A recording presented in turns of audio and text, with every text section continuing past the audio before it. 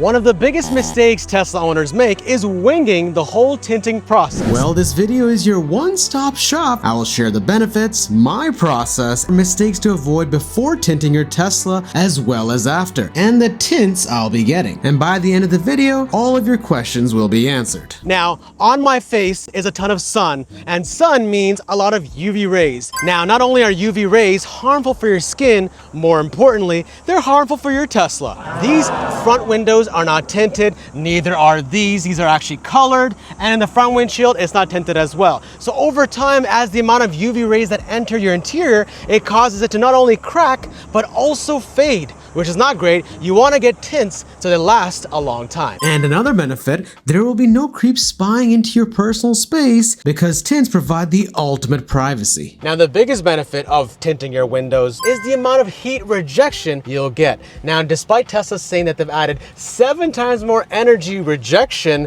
on the panoramic roof, it still gets really hot here. And right now, it's like 31 degrees, feels like 38. It's boiling, let me tell you. I gotta say, I'm a little bit damp. So the problem is when it does get hot, you'll end up blasting your AC, which means you'll actually use your battery a lot more. You don't want to do that. You want to keep your cabin cool, and tints really help with that. It's kind of like being in the shade, but all the time. Now let's go over some mistakes you have to keep in mind before you tint your Tesla. And the first one I really want to cover is these front side windows, you'll notice, are not tinted at all, but you may think that this rear side window is tinted, but it's actually not. It's actually colored from factory. What a lot of people end up doing is they pick the same percentage on this front window versus this. Well, the problem with that is it won't actually match.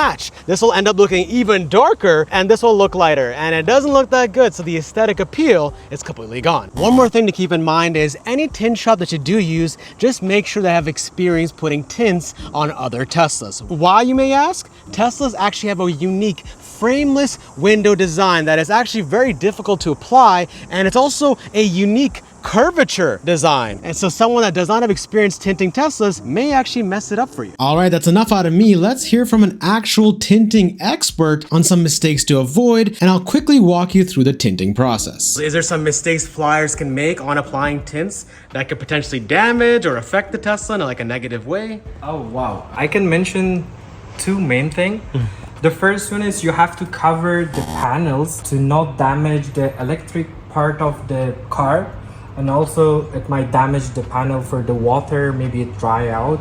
Also, if you apply the windshield, you have to cover this side as well. You heard it from Assad, guys. Make sure your Tesla interior is covered to avoid water damage, even your white Tesla seats so they don't get dirty during the tinting process. I actually didn't know you required a $400 subscription to a tinting software that auto cuts the dimensions of your windows and windshield so you don't have to do it manually. What's cool is Assad works out of his car because he's actually a mobile tinter and he goes around anywhere to tint. And another thing to keep in mind is when the windshield is being applied, the challenge comes in is to cut the windshield tint in a shape that wraps around that area where the rear view mirror is and your front camera is, which is used for autopilot and full self-driving. Okay, so let me ask you this. So what are some mistakes Tesla owners themselves make on maintaining their tints or damaging them after it's been applied? We suggest customer to don't roll down the windows for a couple of days, at least for 24 hours or 48 hours. They roll down the window. Yeah. It will damage the film. Even I think I do it by accident sometimes, yeah.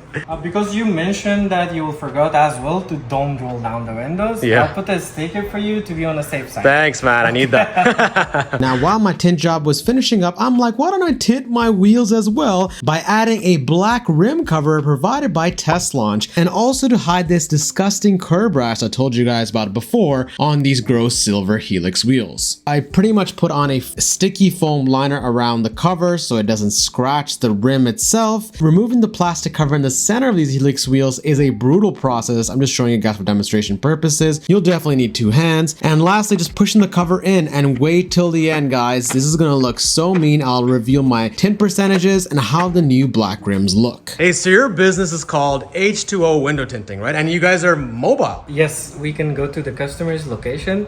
Even if they have a very tough schedule, like they need to work, we can do the tint on their location, their houses. That's and awesome. Also, one thing more, those guys who watching us, we will give 15% discount by H2O15. Ooh. Yeah, especially for that's you. Sweet. Yeah, guys, so if you're in the GTA, 15% off your tints, that's a pretty sweet deal. If they want ceramic film, we provide the discount for the ceramic film, 15%. Awesome. And this is the highest quality tint you can possibly get, right? It is. All right, ladies and gentlemen, it's time for the results. And now let's do an apples to apples comparison. So now this is me driving without any tints on my windshield or my side windows. So this is how it looks before during the day. And here's how it looks after I've tinted the front windshield and all the door windows. I already felt the immediate heat rejection. You can still see the visibility is still not impacted. But the question is, how do the tints look at night? Now here's the nighttime view before the tints, and you can see there's a lot of street light that's entering the car, so it seems like the visibility is very good. But here's how it looks at night after I've added the tints. Now from the front windshield, it looks pretty good, but on the side windows, I can see some people getting concerned about the visibility. This might be a bit too dark for some, so you may want to get a lighter tint if you do find it too dark. As you know, the lower the percentage, 5 being the darkest, 50, 70, higher it goes, it becomes lighter, so keep that in mind. Oh, I almost forgot. I wanted to show the new black rim covers that makes the car look so much more aggressive. As you guys know, I am not a fan of the Helix silver wheels, and as promised, I have changed them to black. Now you may be thinking, dude, just get to the point. What percentage did you get? Well, it's a little bit different than my last Model Y, but for the front windshield, I did end up getting 50% because I was pretty happy with how that looked in my old Model Y. And now for my front side windows, I did end up going with 15% because I do love that level of darkness. But now here's where the difference comes in. Now my old Model Y in my rear side windows, I went with 35%. However, this time I was actually recommended to go with 50% because the match is so much better. And for the panoramic roof, I did not get it tinted because it is UV protected, and I do feel like I don't get too much sun coming in from there, and you can always add a sunroof. And lastly, the rear windshield, I just think it's so tiny and it's already colored. It doesn't bring in that much sunlight. I just left it. You can do the same and save your money. But let me know if you agree with my percentages or if you find it too dark. What percentage would you get for your Tesla?